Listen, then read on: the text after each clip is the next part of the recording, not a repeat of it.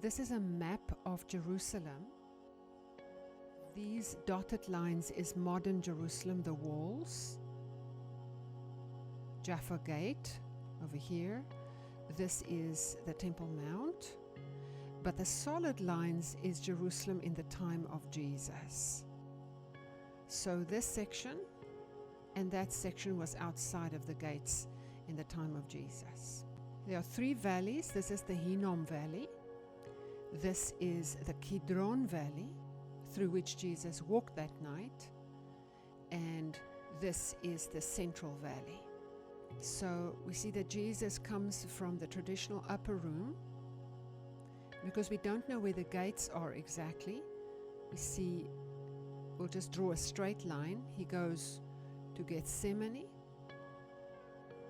Early the next morning, he is called for by the high priests.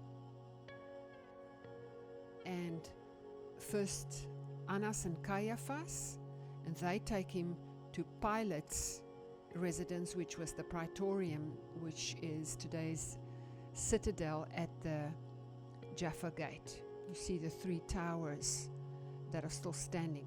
Then Herod Antipas asks to see him, and they take him down to his palace. Now remember, the night before he sweated blood. So his body is severely weakened. He goes back to Pilate's place, and Pilate says, I don't find any fault with him, and I will deliver him over to be flogged. So then he's taken to somewhere in this area, the Antonio's fortress. And only after he has been scourged with 39 lashes, we see that he carries his cross and he is crucified outside of the city at Golgotha. This is the traditional site, the Church of the Holy Sepulchre. This is more or less the journey that Jesus did on the night of his suffering. Jacob.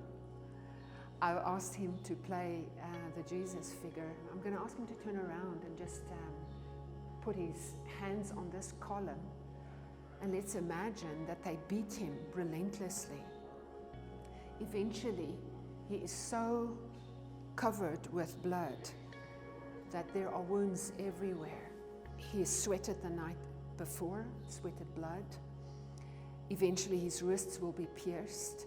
His feet will be pierced, and they put a crown on his head, and they beat him on that crown. There's blood running down his face. They will put a spear into his side. And the book of Isaiah tells us that he was so disfigured that he hardly looked human. When we see Christ, his head is swollen. I don't know if his eyes are still open. He's so beaten. Human sin has broken so much. And it says he doesn't open his mouth. He doesn't defend himself. This is the Lamb of God that takes away the sin of the world.